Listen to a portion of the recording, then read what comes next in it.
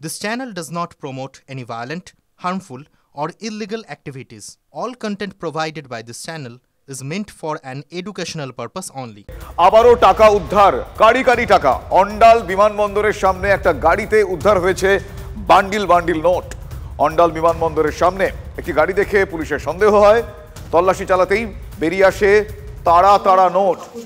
এখনো পর্যন্ত জানা যাচ্ছে 20 লক্ষ টাকার নোট উদ্ধার হয়েছে, সঙ্গে ছিনতাইয়ের কাজের ব্যবহৃত সামগ্রী। পুলিশ সূত্রে খবর, ধৃতরা বীরভূমের নলহাটি অন্ডাল থানার কাজোরা এলাকার বাসিন্দা। অনুমান করা হচ্ছে ছিনতাইয়ের উদ্দেশ্যেই গাড়ি নিয়ে তৈরি ছিল দুষ্কৃতীরা। এত টাকা কোথা থেকে এলো জানতে ধৃতদের জিজ্ঞাসাবাদ করছে পুলিশ। আমার সহকর্মী জয়ন্ত এই মুহূর্তে আমার সঙ্গে রয়েছেন সরাসরি। জয়ন্ত, আবারও টাকা উদ্ধার এবং এক্ষেত্রে ছিনতাইয়ের ঘটনা, কারণ বেশ কিছু ছিনতাইয়ের সরঞ্জাম পাওয়া যাচ্ছে।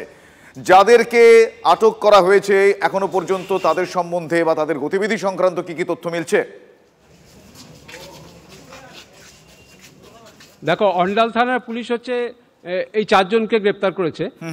পুলিশের সন্দেহ ছিল যে রাত্রেবেলায় এই গাড়িটা কি করতে এসেছিল এবং একটা বিলাসবহুল গাড়ি, এবং তাদের গতিবিধি সন্দেহজনক হতায় সেখানে যে টহলদারি পুলিশ বাহিনী তাদেরকে আটক করে। এই 4 জনের মধ্যে 3 জন হচ্ছে স্থানীয়, অর্থাৎ অন্ডাল থানা এলাকারই বাসিন্দা। তারা পুলিশ যেটুকু স্থানীয় সূত্রে যারা জানতে পেরেছে তারা দুষ্কৃতিমূলক কাজের সঙ্গে যুক্ত। তাদেরকে জিজ্ঞাসাবাদ করে আরও জানার চেষ্টা করা হচ্ছে যে এই ঘটনার সঙ্গে আরা কারা যুক্ত এবং কি ঘটনা, কি কারণে এরা এখানে জমায়েত হয়েছিল এবং তাদের সঙ্গে 20 লক্ষ টাকা কেন ছিল এবং কি কোন ঘটনা এরা ঘটাতে চাইছিল সেটা জানার চেষ্টা করছে। ইতিমধ্যেই পুলিশ 4 জনকে পুলিশ নিজেদের হেফাজতে নিয়ে দুর্গাপুর আদালতে তুলে হেফাজতে নিয়ে জিজ্ঞাসাবাদ শুরু করেছে। পুলিশ সূত্রে যেটা জানা গেছে এই ঘটনার পেছনে আরও কিছু লোক থাকতে পারে। শুভজিৎ, পাশাপাশি এখনো পর্যন্ত যে এলাকায় তাদের গতিবিধি সংক্রান্ত বিষয় জানতে পারা যাচ্ছে এবং যে সমস্ত সরঞ্জাম পাওয়া যাচ্ছে, তার মানে কি লাগাতার তারা একটা চক্রের সঙ্গে যুক্ত, এমন কিছু আভাস কি মিলছে? দেখো, তাদের কাছে কোনো আগ্নেয়াস্ত্র পাওয়া গেছে এরকমটা জানা যায়নি, কিন্তু তাদের কাছে যে ধরনের জিনিস ছিল, অর্থাৎ সেলুটেপ ছিল এবং যে জিনিসগুলো ছিল যে মুখে কোনো অজ্ঞান করে, অর্থাৎ পুলিশ সূত্রে আমরা জানতে পেরেছি কাউকে অজ্ঞান করে দিতে যে সরঞ্জাম দরকার সেগুলো ছিল এবং সেলোটেপ ছিল। অর্থাৎ তাদের মনে করা হচ্ছে তারা হয়তো কিডন্যাপের সঙ্গে যুক্ত হতে পারে, এরকম ঘটনা মনে করছে পুলিশ। যদিও পুলিশ কিন্তু এখনো পরিষ্কার করে আমাদের জানাতে চাইনি। অনুমান করছে এখনো পর্যন্ত যা যা পাওয়া গিয়েছে তাদেরকে জিজ্ঞাসাবাদ করা হচ্ছে, জিজ্ঞাসাবাদের পর জানতে পারা যাবে। ধন্যবাদ তোমায়।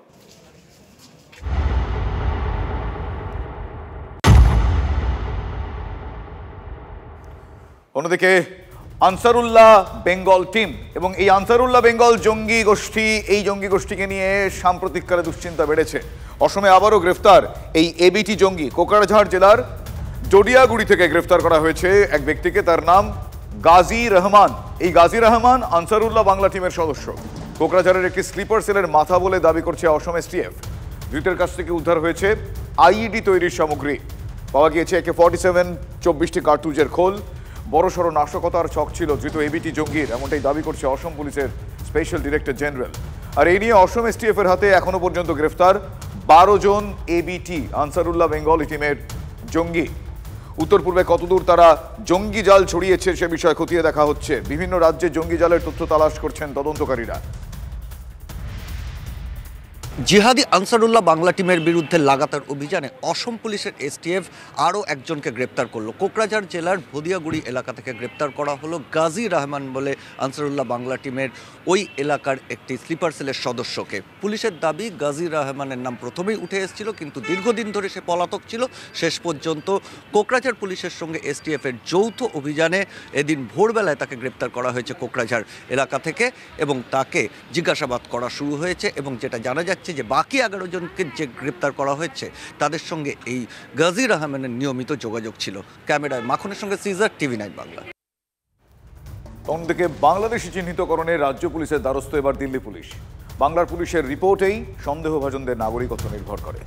দিল্লি পুলিশের স্পেশাল টিম বাংলায় কোচবিহারের 4 জায়গায় ক্যাম্প করছে।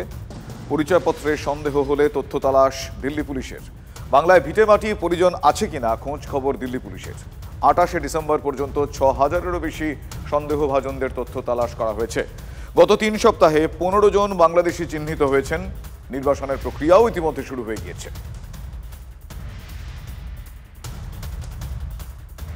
অন্যদিকে চিন্ময় কৃষ্ণ প্রভু, তিনি জেলে গুরুতর অসুস্থ। জেলে সঠিক চিকিৎসা তার হচ্ছে না, এমনটা সূত্র মারফত জানা গিয়েছে। চিন্ময় কৃষ্ণের দ্রুত আরোগ্য কামনা করে প্রার্থনার ডাক। আগামী 1 জানুয়ারি সব মন্দিরে প্রার্থনার ডাক দিয়েছে বাংলাদেশের হিন্দু সংগঠন সম্মিলিত সনাতন জাগরণ জোট। 2রা জানুয়ারি চিন্ময় কৃষ্ণের জামিন মামলার শুনানি চট্টগ্রাম আদালতে। চিন্ময় কৃষ্ণ প্রভু খালি এক ব্যক্তি নয়, এখন উনি রিপ্রেজেন্ট করছেন সারা গোটা বাংলাদেশকে, মাইনরিটিসকে। সোশ্যাল মিডিয়া তো আমরা দেখছি কি অনেক কিছু আশঙ্কা করছে, কেন কি কেউ ঠিক বলতে পারছে না কি উনি কীরকম আছে, কেন কি লাস্ট হিয়ারিং সময়ে ওনাকে প্রডিউস করা হয়েছিল না, তো সেই জন্য কেউ জানে না কি এতদিন উনি কীরকম জেলে ভেতরে রয়েছে। আশা করি কি 2 জানুয়ারি আমরা ভালো খবর পাবো আর ওনাকে ফ্রি করা হবে, এটাই আশা করি। আর এখন কেন কি সবাই ওনার স্বাস্থ্য নিয়ে চিন্তিত, আমরা আশা করি কি জেল প্রশাসন একটা মেডিকেল বুলেটিন যদি জারি করে দেয় তাহলে সবাই শান্ত হবে। জায়গাটা একটা অরাজকতা এবং ভারত বিরোধী কিছু অশুভ শক্তি বাংলাদেশের মঞ্চটাকে ব্যবহার করছে। ওখানে এমন কিছু অশুভ শক্তি এমন কিছু ধরনের কাজ করছে যেটাকে অবিলম্বে থামানো প্রয়োজন, কিন্তু কেন্দ্রের সরকার সেটা থামাচ্ছে না। অন্যদিকে এই বিষয়ে মুখ্যমন্ত্রী মমতা বন্দ্যোপাধ্যায়ের সঙ্গে দেখা করতে চেয়েছেন চিন্ময় কৃষ্ণ প্রভুর আইনজীবী রবীন্দ্র ঘোষ। দেখা করিয়ে দেওয়ার জন্য আবেদন জানিয়েছেন কুণাল ঘোষের কাছে। মুখ্যমন্ত্রীর সঙ্গে দেখা করে বাংলাদেশের সংখ্যালঘুদের পরিস্থিতি নিয়ে আলোচনা করার কথাও জানিয়েছেন বাংলাদেশের সুপ্রিম কোর্টের আইনজীবী রবীন্দ্র ঘোষ।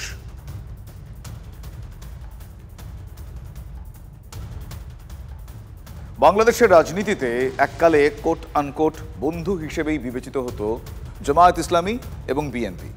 তবে এবার সেই জামায়াত ইসলামীর বিরুদ্ধেই নাম না করে সুর চড়িয়েছেন বিএনপির সিনিয়র যুগ্ম মহাসচিব রুহুল রিজভী।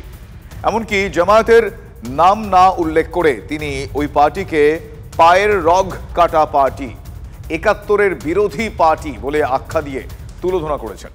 ঘোলা জলে মাছ ধরার চেষ্টা করছে 2-1টি রাজনৈতিক দল, এমনটা তোপ রিজভীর। রুহুল কবির রিজভীর বক্তব্যের নিন্দা করেছে জামাত। রাজনীতি ভারতের আধিপত্যবাদ ও ফ্যাসিবাদের বিরুদ্ধে, এ কারণেই সম্ভবত রিজভীর গায়ে গোটা বিষয়টা লেগেছে। পাল্টা তোপ এভাবেই জামাতের তরফ থেকে করা হয়েছে।